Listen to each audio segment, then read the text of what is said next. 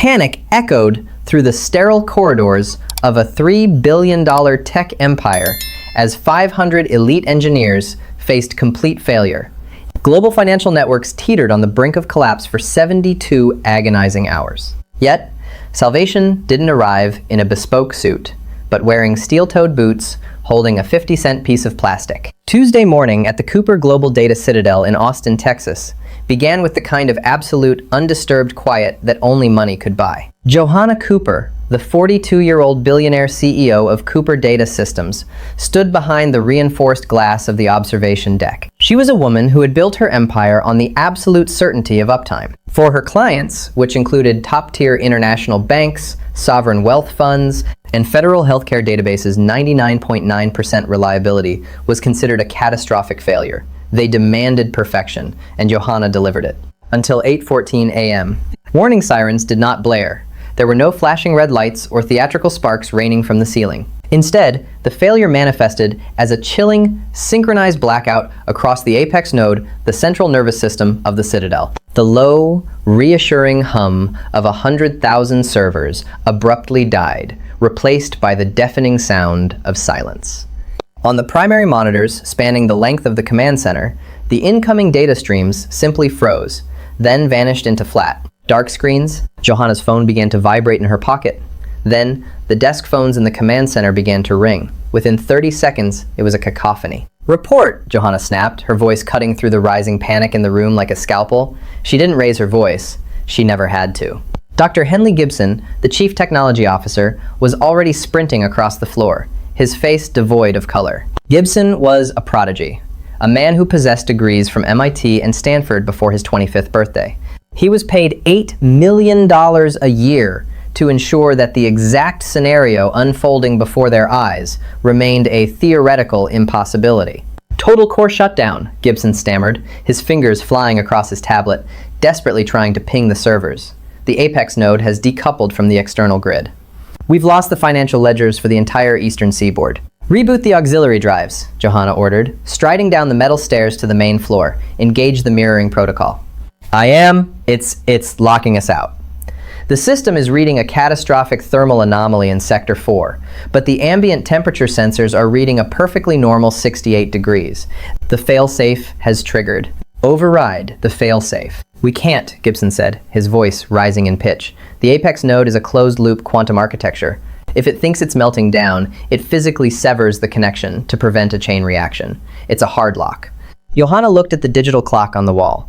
Every minute the system was down, Cooper Data Systems was liable for tens of millions of dollars in penalties. If the outage lasted past the close of the European markets, the global financial ripple effect would be devastating. Hundreds of billions of dollars in trades, transfers, and security clearances were trapped in a digital vault that had just welded itself shut. "Call them all," Johanna said, her tone absolute. "Call IBM. Call the boys at Oracle. Get the architecture designers from Munich on a private jet immediately. I want every single specialist who ever breathed near the blueprints of this facility on site by midnight.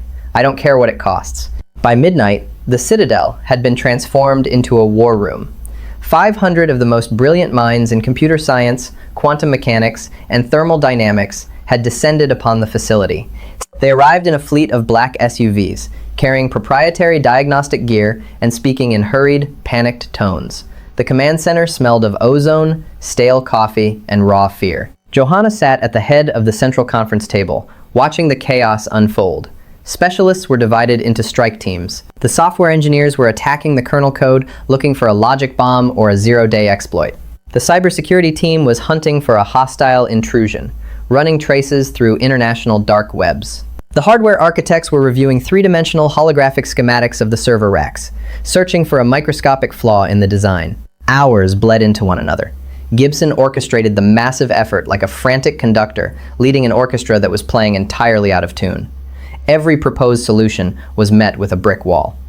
"We tried a brute force override on the thermal limiters," shouted a lead engineer from the Munich team, throwing his headset onto the desk. "The software registers the command, but the physical relay refuses to close. It's ghosting us." "Then rewrite the logic gate," Gibson barked back, his designer tie loosened, his eyes bloodshot. "Spoof the temperature data. Tell the mainframe it's freezing in there." "We did!" The motherboard rejects the spoof. It says there is a physical discrepancy. Johanna watched her stock price plummet on a side monitor. In less than 24 hours, Cooper Data Systems had shed 20% of its market value. The press had caught wind of the blackout. Speculation was running rampant on cable news, cyber terrorism, corporate espionage, a solar flare. Only Johanna knew the humiliating truth. Their impenetrable, flawless system had simply decided to go to sleep, and the smartest people on the planet couldn't wake it up. 50 hours.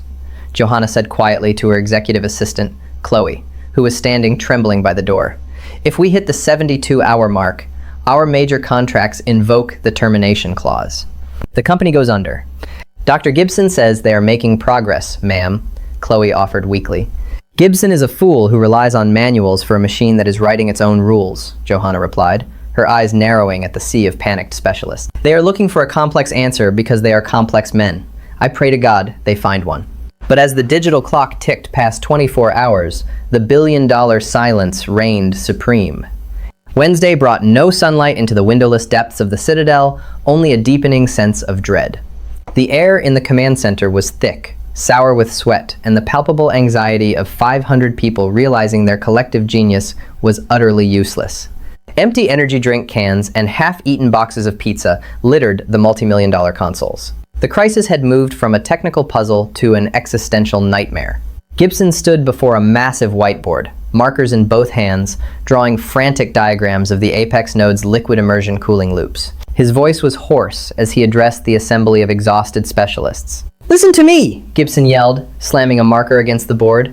The AI diagnostic loop is stuck in a recursive panic. The primary sensors in Rack 42, the core processor rack, are transmitting a thermal cascade warning. The hardware thinks it's on fire. It triggers a mechanical breaker, severing the fiber optic trunk to protect the data. We have bypassed the software.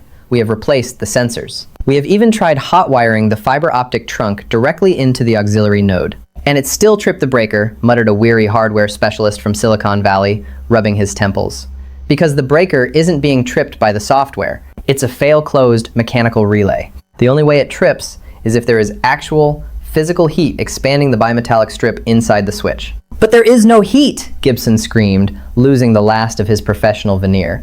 "We ran thermal imaging across the entire rack. The liquid cooling is circulating at exactly 34 degrees Fahrenheit. The processors are freezing cold. The bimetallic strip is not expanding. The laws of thermodynamics have not been suspended in Sector 4.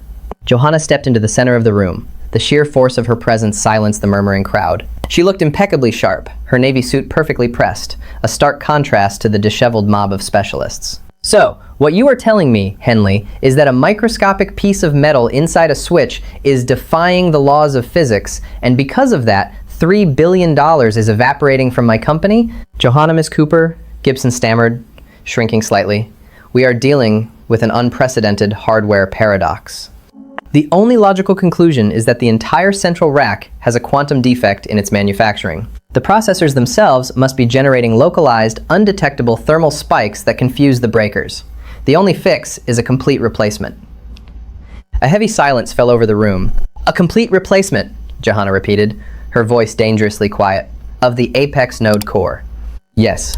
Do you know how long it takes to fabricate, deliver, and install a new quantum core, Henley?" 6 weeks, Gibson whispered. "We have 22 hours before the federal government steps in and seizes our remaining assets for breach of critical infrastructure contracts.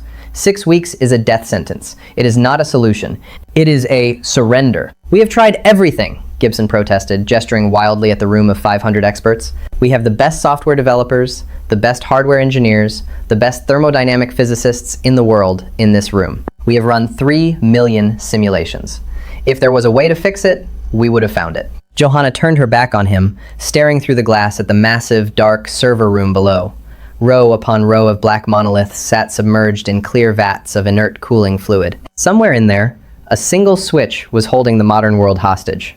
"You have until tomorrow morning," Johanna said, not turning around. "If the servers are not humming by 8 a.m., you are all fired. And I will personally ensure that none of you ever touch a keyboard in this industry again." The threat hung in the air, heavy and absolute. The specialists scrambled back to their stations, a new, frantic desperation fueling their exhaustion. They began tearing apart the secondary systems, running diagnostics on diagnostics, writing code to bypass the code that was bypassing the failsafe. It was a gridlock of genius. Too many brilliant minds were overcomplicating the problem, each trying to find a more sophisticated explanation than the last. They were so busy looking through microscopes that they couldn't see the room they were standing in. As the second day bled into the third, the atmosphere shifted from panic to a grim, fatalistic depression. Teams were falling asleep under desks. Gibson sat on the floor in the corner, staring blankly at a tablet, muttering about quantum entanglement and localized thermal anomalies. The Citadel was dying, and no amount of PhDs could save it. Thursday morning, 6 a.m. 60 miles away from the high-tech catastrophe of the Citadel, Agapito Romero was scraping burnt scrambled eggs out of a cheap Teflon pan. Agapito was 38, with calloused hands, tired eyes, and a posture that bore the weight of a man who had been fighting gravity his entire adult life. He was a man who understood how things fit together. Once, long ago, he had been a promising systems engineer, working on aerospace mechanics. But life had a brutal way of rewriting blueprints. His wife's prolonged battle with cancer had drained their finances, forced him to drop out of the corporate world to care for her, and ultimately left him a widower with massive debt and a beautiful 6-year-old daughter named Lily. To survive, Agapito had traded his engineering desk for a tool belt. He started an independent industrial maintenance company, which consisted solely of himself, a rusted Ford Transit van, and a deep, intuitive understanding of how mechanical systems breathed. He took the jobs no one else wanted: repairing commercial HVAC units on blazing rooftops, fixing jammed hydraulic lifts in slaughterhouses, crawling through grease-choked ventilation shafts. It paid the bills, barely, and gave him the flexibility to be there to pick Lily up from school. "Daddy, the milk smells funny," Lily said from the small kitchen table, swinging her legs. Agapito snapped out of his exhaustion, took the carton, and sniffed it. He grimaced. "You're right, kiddo. Tell you what, we'll have water with breakfast today, and I'll buy the good chocolate milk on the way home. Deal?" "Deal," Lily smiled, a bright, missing tooth grin that broke Agapito's heart and glued it back together simultaneously. His phone buzzed on the counter. It was an alert from a local dispatch app for freelance commercial contractors. Urgent request. Cooper Global Data Citadel. Secondary vent clearance. Industrial grade. Flat rate, $800. Agapito stared at the screen. $800 was exactly what he needed to cover next month's rent and Lily's upcoming pediatric dental surgery. It was an astronomical rate for clearing a vent, which meant they were desperate. "All right, Peanut," Agapito said, tossing his tool belt over his shoulder. "Time to go to Mrs. Gable's house. Daddy's got to go fix a big fan." An hour and a half later, Agapito's battered white van pulled up to the heavily fortified gates of the Cooper Citadel. The contrast was almost comical. Outside the gates, a dozen sleek news vans were setting up satellite dishes. Inside, a row of black luxury sedans sat parked. Agapito handed his ID to the stern-faced security guard, who cross-referenced his name with a tablet. "Secondary cooling loop maintenance," Agapito said, leaning out the window. "Dispatch said you guys had a stuck louver in the exhaust shaft." The guard barely looked at him. "Bay 4. Do not enter the primary server floor. Do your job and get out." Agapito parked, grabbed his heavy steel toolbox, and swiped his temporary badge to enter the facility. As he walked through the wide, immaculate corridors, he could feel the frantic energy vibrating through the walls. He eventually found his way to the maintenance catwalks above Sector 4. The job was straightforward, mundane. A massive aluminum louver in the exhaust duct that funneled ambient heat out of the building had jammed on its tracks, causing a minor airflow restriction. It had absolutely nothing to do with the crisis tearing the company apart. It was just a routine maintenance ticket automatically generated by the building's facility software, wholly ignored by the 500 geniuses trying to save the world. Agapito climbed the ladder, sprayed some industrial lithium grease on the tracks, realigned the actuator arm with a solid whack from his rubber mallet, and tightened the retaining bolts. It took him 20 minutes. He wiped the grease from his hands with a rag and looked down through the reinforced glass of the catwalk onto the main floor of the Apex node. He paused. Agapito was a man who spent his life listening to machines. Even from up here, behind thick glass, he could tell something was profoundly wrong. The server room below was an ocean of liquid immersion tanks, bathed in emergency red lighting. He saw a small army of people in suits and lab coats swarming the perimeter of the room, yelling, pointing at screens, looking utterly defeated. Curiosity and the instinct of a man who couldn't stand to see broken machinery got the better of him. Agapito descended the catwalk ladder and walked through a set of double doors. inadvertently stepping directly into the chaotic edge of the command center. He stood out instantly. Among the sea of tailored slacks, expensive blazers, and designer glasses, Agapito was wearing grease-stained Carhartt work pants, heavy steel-toed boots, and a faded flannel shirt, clutching an oily rag. Dr. Henley Gibson, pacing furiously and clutching a tablet, nearly collided with him. "What? Who are you?" Gibson snapped, looking Agapito up and down with intense distaste. "Did you wander away from the janitorial staff? Get out of here! This is a restricted crisis zone!" Agapito blinked, unfazed by the executive's hostility. He'd been yelled at by angry restaurant managers who thought their freezers were broken when they just hadn't plugged them in. "I'm the contractor. Just fixed your secondary exhaust vent. I need someone to sign off on this work order so I can get paid." "I don't care about a damn vent," Gibson screamed, spit flying from his lips. "We are in the middle of a catastrophic multi-billion-dollar quantum collapse. Security, get this mechanic out of my sight." Before a security guard could move, Johanna Cooper's voice cut through the noise. "Stop." Johanna walked slowly toward Agapito. She looked exhausted, the dark circles under her eyes betraying the sleepless nights, but her gaze was sharp, analyzing him. She saw a man who wasn't panicking. In a room full of hyper-intelligent people having a collective nervous breakdown, this blue-collar worker was perfectly calm. "You're a mechanic?" Johanna asked. "Industrial maintenance, ma'am. HVAC. Mechanical systems. Hydraulics," Agapito replied, instinctively recognizing her authority. Agapito Romero.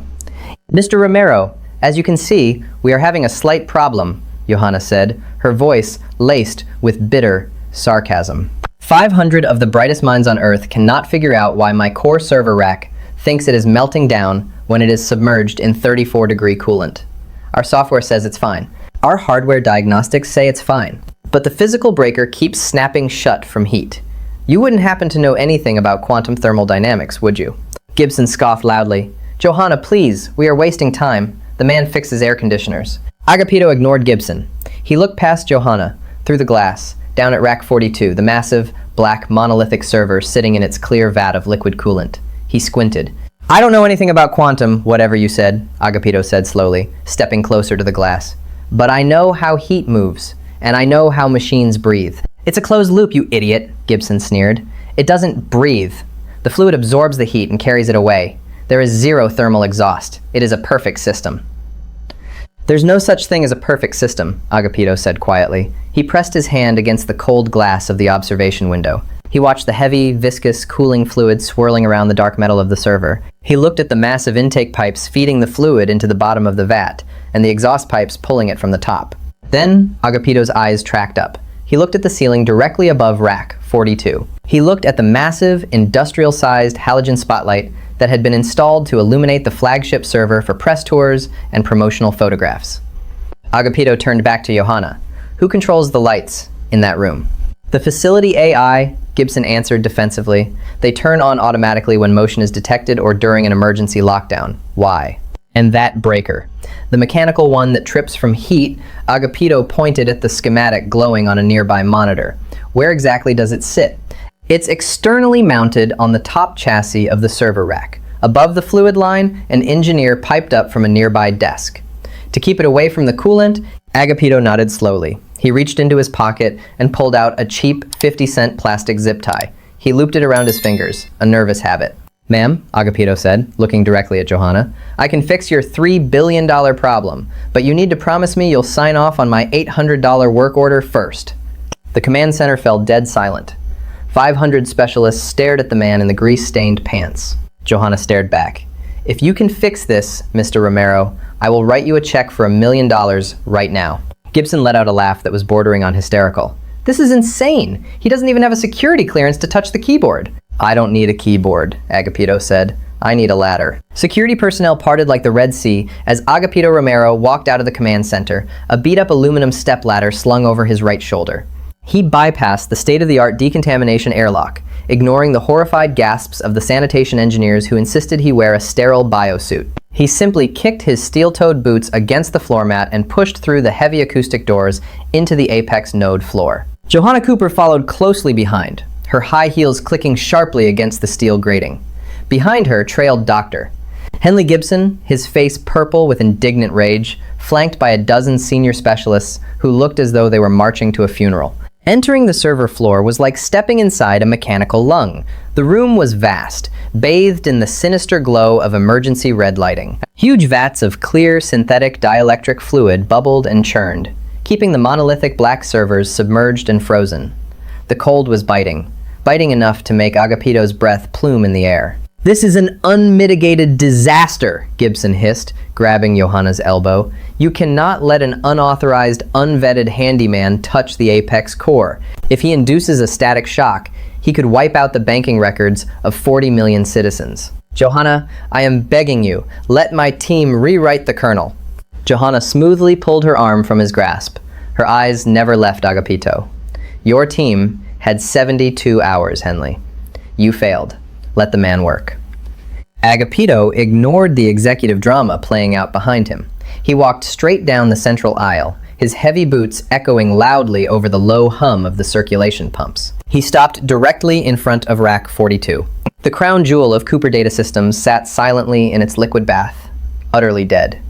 Above the rack, mounted to the ceiling framework, was an enormous, high-intensity tungsten halogen architectural spotlight. It was currently blazing with the intensity of a miniature sun, casting a harsh, brilliant white cone of light directly down onto the exposed top chassis of the server. Agapito set down his stepladder with a metallic clatter that made several engineers physically flinch. He climbed up 3 steps, putting himself eye level with the top of the server rack. The heat radiating from the halogen beam was intense, baking his forehead. He leaned over the edge of the fluid vat and examined the top casing. There, situated just inches above the cooling fluid, was the fail-safe breaker box. It was a purely mechanical switch, designed to physically snap open and sever the fiber optic connection if it detected ambient temperatures high enough to indicate a fire. Agapito looked down at the crowd of the smartest men and women in the world. They were watching him with a mixture of utter contempt and desperate curiosity. "Dr. Gibson," Agapito called out, his voice echoing in the cavernous space, "when you run your press tours, you want this machine to look impressive, right?" "What does that have to do with anything?" Gibson snapped, wiping cold sweat from his brow.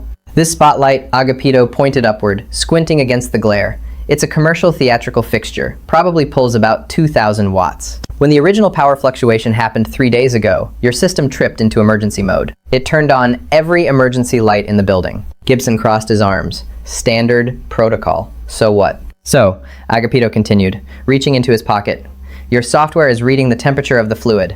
The fluid is freezing cold. The processors are freezing cold. That's why your computer models told you everything was fine. But this mechanical breaker isn't in the fluid. It's sitting on the top plate, right in the crosshairs of this spotlight." A ripple of uneasy silence washed over the engineers. The lead architect from Munich suddenly dropped his tablet, his mouth falling open as the realization hit him like a physical blow. "The light," the Munich architect whispered in horror. "The casing is black anodized aluminum. It absorbs radiation perfectly." "Exactly," Agapito nodded.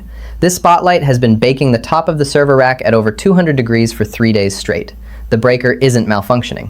It's doing exactly what it was engineered to do. It thinks the building is on fire because you pointed a 2,000-watt heat lamp directly at the thermostat." Gibson's face went completely slack. He stared at the spotlight, then at the breaker, his mouth opening and closing soundlessly. The gridlock of genius shattered in an instant. They had spent 3 days looking for a quantum anomaly, a dark web cyber attack, a microscopic hardware defect. They had run millions of digital simulations, but they hadn't looked at the room. They hadn't felt the heat on their own skin. But even if we turn off the light," Gibson stammered, his voice trembling, "the bimetallic strip inside the relay is permanently warped from the sustained heat. We can't reset the breaker until it cools, and that will take hours.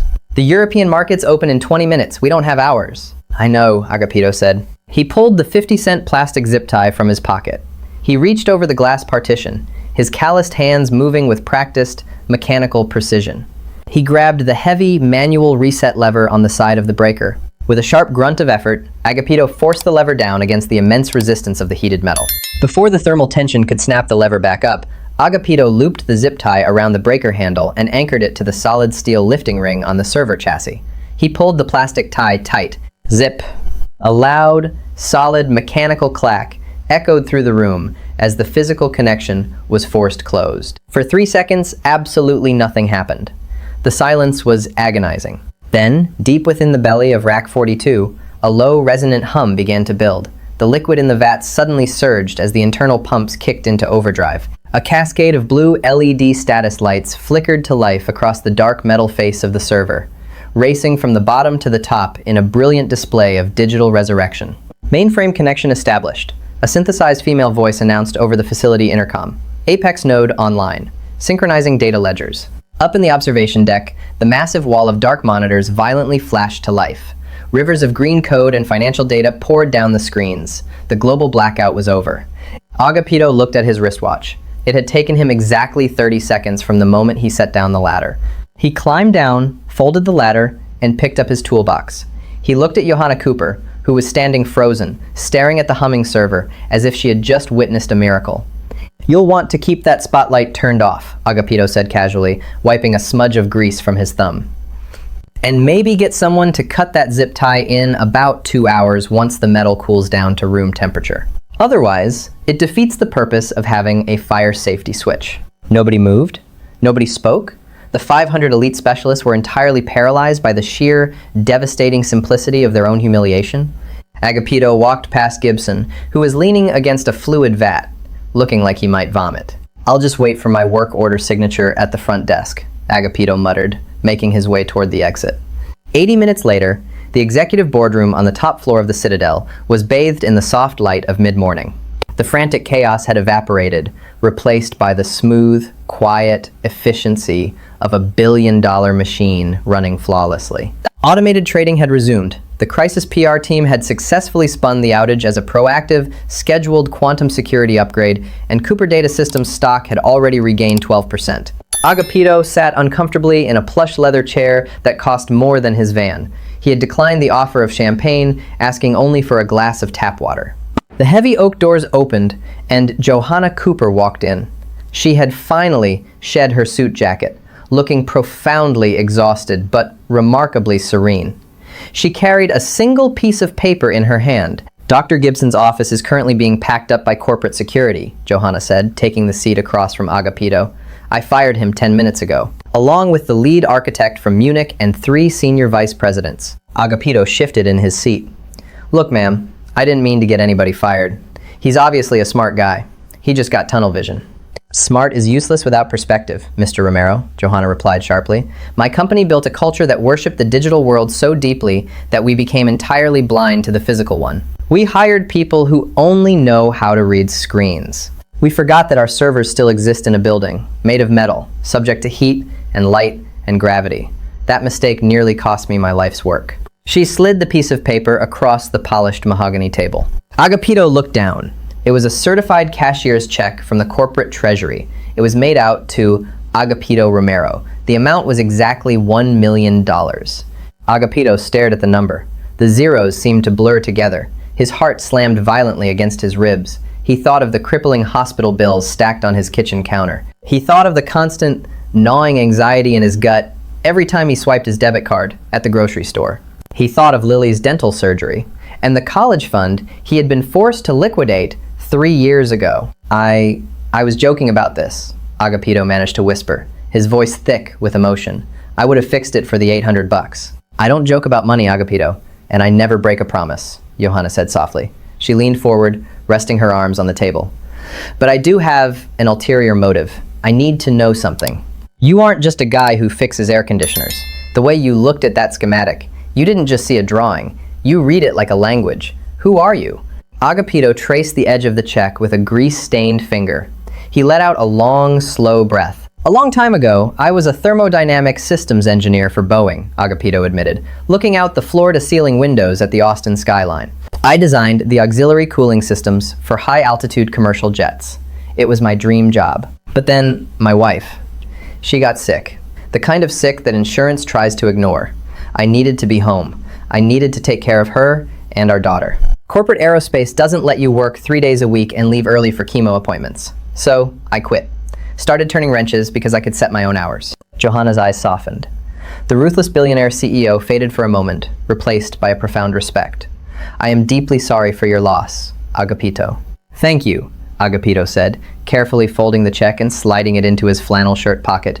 "It's been hard, but I have my little girl. And because of this, she's going to be okay. We're going to be okay." Johanna tapped her manicured fingers on the table. You fixed my company with a zip tie, but the structural blindness that allowed this to happen is still here. I need someone who understands the physical reality of my machines. I want to create a new position. Director of Practical Infrastructure. I want you to walk through my facilities, look at the physical world, and tell my geniuses when they are being stupid. Agapito chuckled, shaking his head. Miss Cooper, I appreciate it. I really do. But I can't work 80-hour weeks. I have a 6-year-old daughter. I have to pick her up from school at 3 o'clock every day. I'm a dad first. Everything else is a distant second. Johanna smiled. It was the first genuine smile she had shown in 3 days. Agapito, you have a check for $1 million in your pocket. You don't have to work at all if you don't want to. But if you take this job, you write your own schedule. You leave at 2:30 every day. You bring your daughter to the office if you need to. I don't care. I just need your eyes on my company. Agapito looked at the powerful woman sitting across from him. He felt the weight of the last 3 years lifting off his shoulders, evaporating like mist under a warm sun. In that case, Miss Cooper, Agapito smiled, extending his rough, calloused hand. I think we have a deal. They shook hands. 45 minutes later, Agapito Romero pulled his battered white transit van into the parking lot of his local grocery store. He walked down the dairy aisle, his heavy boots squeaking against the linoleum. He bypassed the store brand milk and reached for the expensive, premium, organic chocolate milk in the glass bottle. He grabbed 2. When he arrived at Mrs. Gable's house to pick up Lily, she came running out the front door, throwing her arms around his knees. Daddy, did you fix the big fan? She asked, her eyes wide with innocent curiosity. Agapito picked her up, hugging her tightly. He buried his face in her hair, hiding the tears of overwhelming relief that finally spilled down his cheeks. He thought about the $3 billion, the panicked geniuses, and the 50-cent piece of plastic that had changed their destiny. Yeah, peanut, Agapito whispered, his voice thick but incredibly steady. Daddy fixed it, and I got the good chocolate milk. If you loved this incredible true-to-life story of how practical common sense defeated overcomplicated corporate genius, smash that like button. Don't forget to share this video with someone who appreciates the power of blue-collar problem solving, and subscribe to our channel for more amazing stories of everyday heroes outsmarting the system. Drop a comment below. Have you ever solved a massive problem with a simple fix? Let us know.